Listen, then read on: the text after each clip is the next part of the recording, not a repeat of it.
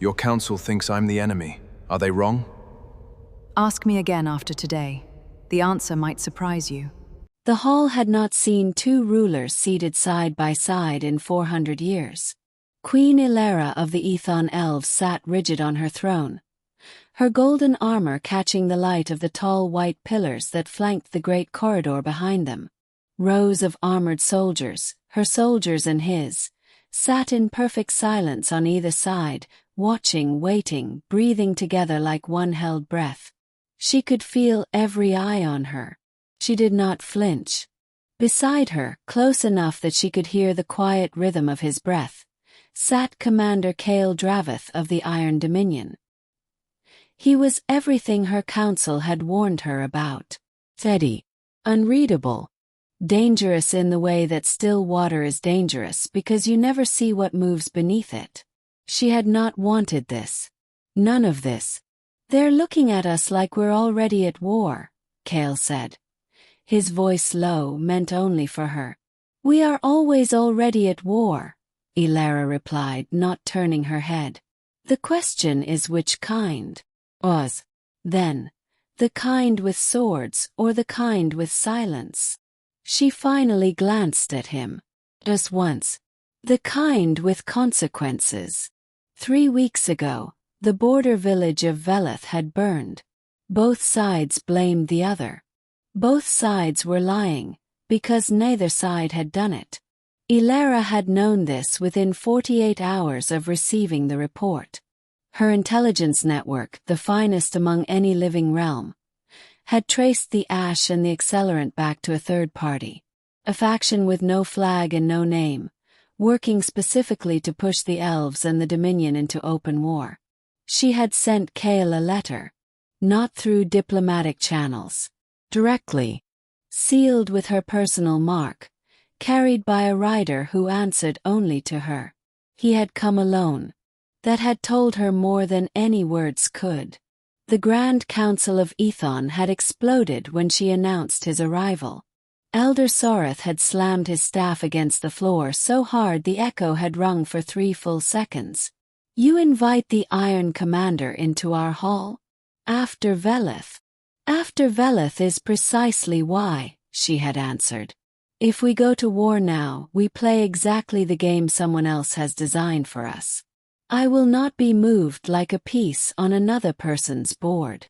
They had not approved. But they had not stopped her. Because in Aethon, the Queen's word was the realm's word, and Aelara had never once given her word without being certain she could stand behind it.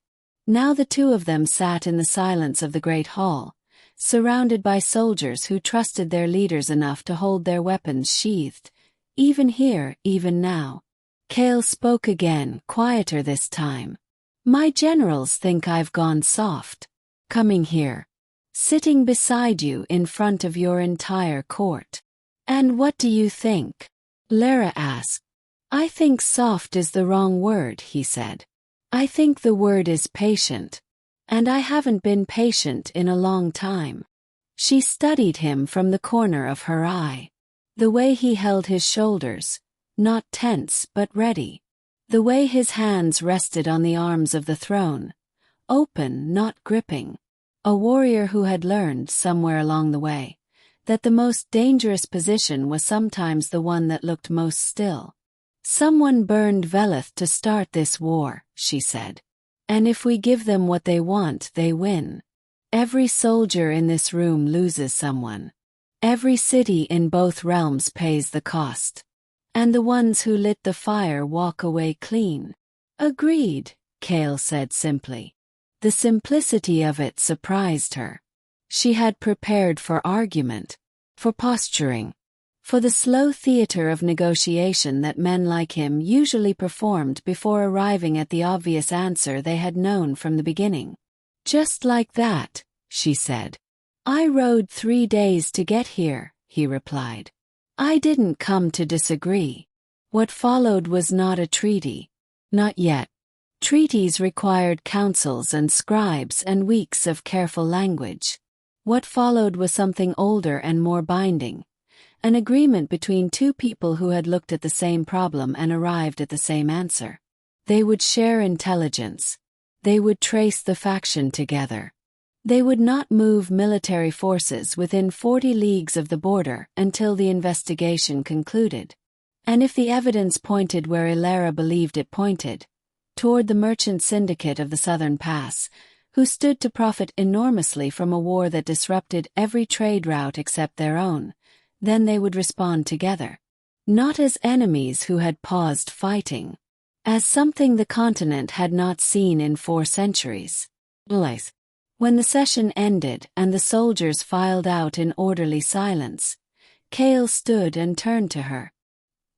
He held out his hand, not the formal open palm of a political gesture, but simply a hand extended between 2 people who had just decided to trust each other with something that could get them both killed. Aelara looked at it for a moment. She thought of Elder Soratha's fury, of her council's fear, of 400 years of war that had left both their peoples smaller, colder, and more guarded than they were ever meant to be. She took his hand. The grip was firm. So was hers. "If this goes wrong," Kael said quietly, "we both fall." "Yes," Aelara agreed. "So let's make sure it doesn't." She released his hand and walked toward the great doors of the hall, her golden armor catching the last of the white pillar light. Behind her, she heard his boots on the stone floor, steady, unhurried, and she knew without looking back that he was walking in the same direction.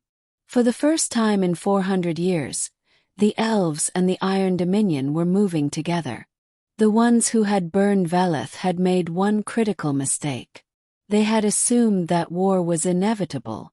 They had not accounted for the possibility that a queen and a commander, sitting side by side in a hall full of soldiers, might simply choose peace instead.